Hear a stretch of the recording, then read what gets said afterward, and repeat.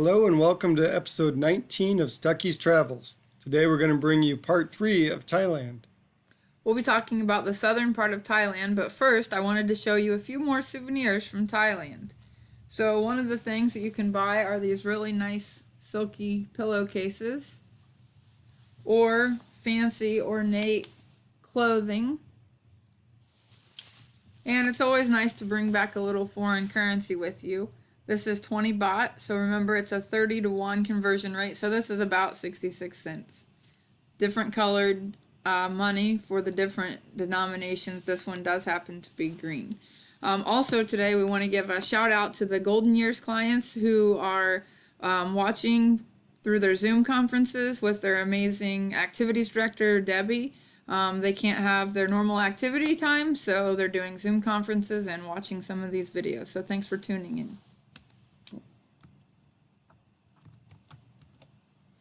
So as you can see, we're going to kind of start in the north and move toward the southwest as we go through this. So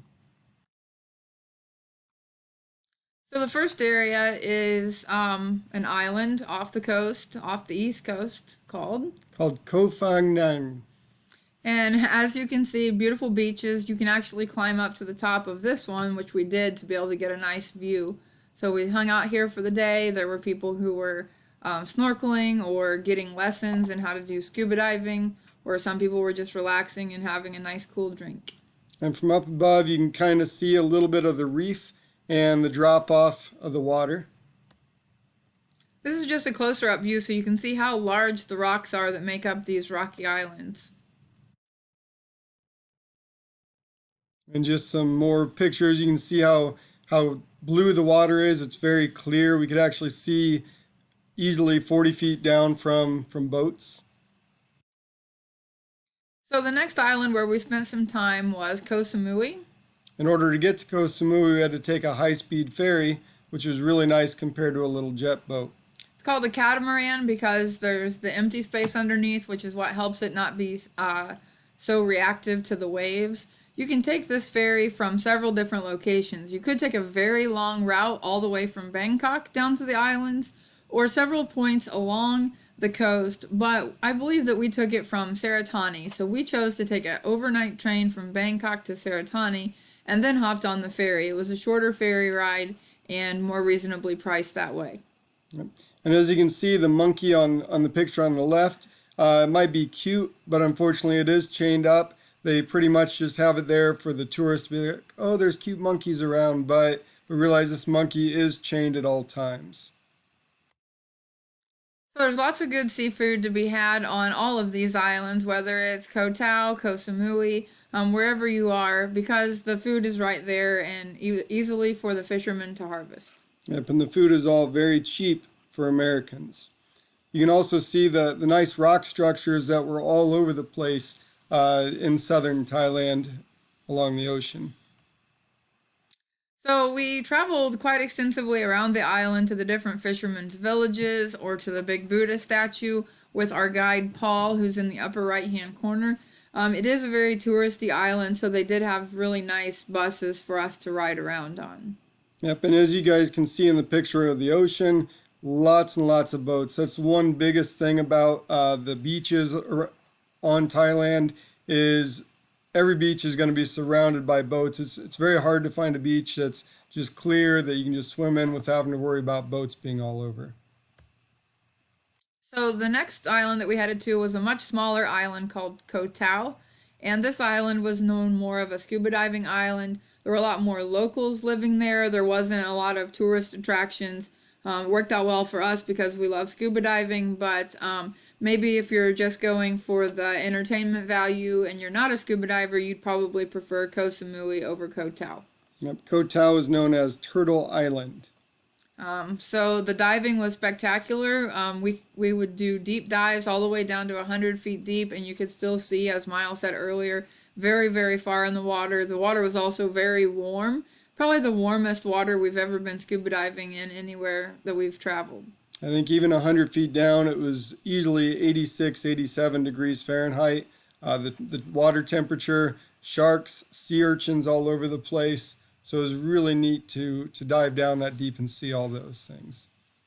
This dive probably had more sharks than any of the sharks, other than a dive that you're paying money specifically for shark diving. It was just a dive, but there happened to be a lot of sharks everywhere.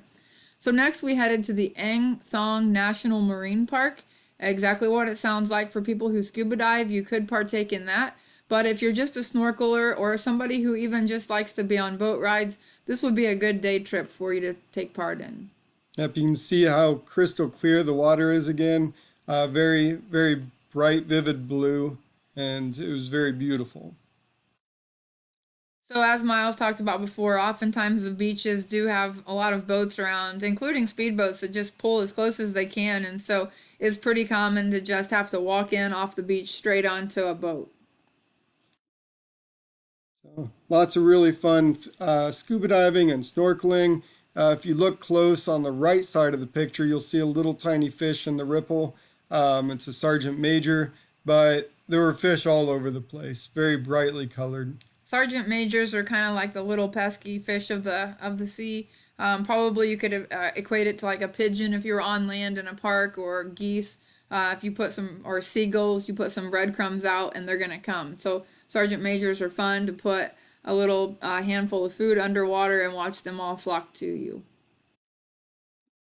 So next we went to kind of inland to Kosak National Park, and this is on the left. This is actually the room we stayed in. A lot of the hotels in southern Thailand are like this, where each family unit has their own little individual bungalow. So it's nice to get to have kind of your own jungle hut. And both times we were in Thailand, we were there in the rainy season, but we actually really hardly ever got rained on until we got here. And usually when you're here, you can hear and see lots of monkeys all over the place. But because of all the rain, the monkeys really didn't spend a lot of time around the rooms.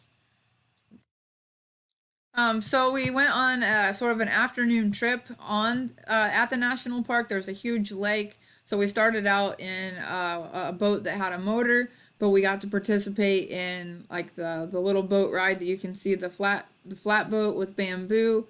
We got to go in a cave. Yep, and this was a really mountainous area, but what they actually did was they dammed it up and it filled in with water. And so these lakes are really, really deep, hundreds of feet deep. You can see the fish that we ate. They just grill or fry the fish completely whole, and then you just eat off that. So this was out in the middle of the lake. They had built these huts basically, and this is a restaurant that they built. And then so your boat would pull up to this and dock, and then you could take kayaks from here. You could jump off on into the water and swim. It was a really neat setup to have this out in the middle of the lake. And you could even rent a hut for the day if you just want to go and relax and even take a nap.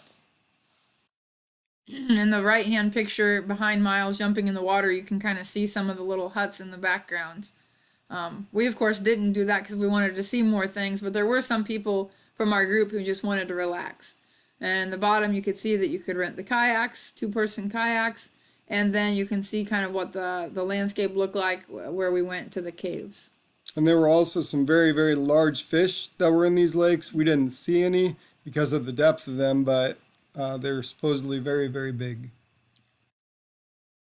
So next we headed further south. Actually, this is a different time that we went to Thailand when my brother Luke was with us, but we went to Phuket. Phuket has lots of water. Obviously, it's an ocean thing, very similar. So this is on the west coast, whereas all of the towns before that we were showing you were more towards the east side of Thailand in the Bay of Thailand. This is on the opposite side. We did a day trip. They picked us up pretty early in the morning, drove us about an hour to get on a boat, and we spent the entire day and didn't get back until late in the evening. I believe it was like $30 or $40 maybe. The prices that you see online for these trips are much more expensive than that, but as you're walking around downtown, you can just go into one of the local tourist shops and book a trip for the next day or two. If you're there in the really busy season, you might want to make sure that they have availability. So even when we were there, it was the downtime, but we still went in and made sure that they had something available. That way, if they didn't for the next day, they would for the day after that.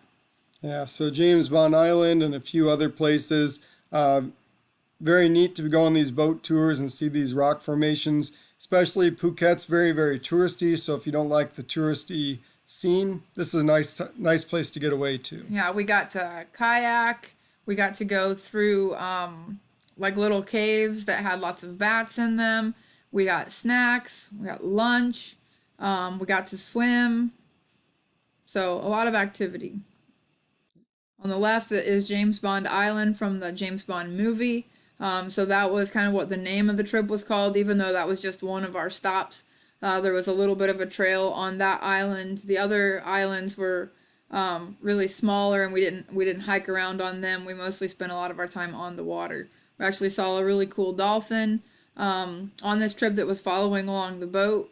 So neat experience. I highly recommend one of your days in Phuket be doing one of the boat trips. And then obviously we absolutely love trying new foods. So everywhere we went, we'd look for new foods. You can see in the top there's sushi for 15 baht a piece, which is 50 cents per piece of sushi. The fried fish on the left, dollar 70 for a piece of fried fish. The bottom right hand side is actually crocodile on a stick, I believe.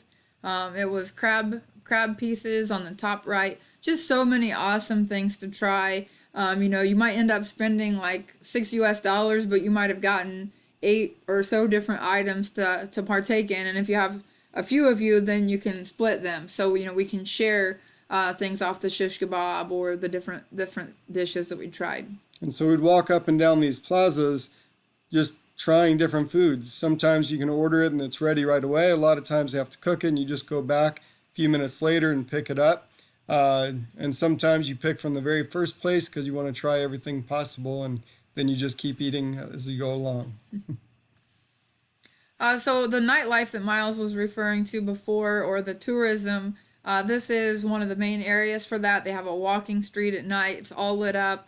There aren't vehicles driving on it, and there's a lot of different shops and stores. There are a lot of bars and things like that as well if you do that. But right there on the beach and a very touristy area. This was actually inside one of the malls, but it's just a very has a very Western feel to it, as opposed to you don't feel like you're in Southeast Asia. It feels more like something you might see in the United States or Europe when you go in. You got the 7-Eleven grocery store and some of the shops that you've seen in other places. And you can see the Burger King up there. So if you're missing home food, you can always find it. KFC, Burger King, McDonald's are in most towns. And that's it for Thailand. So thanks for joining us.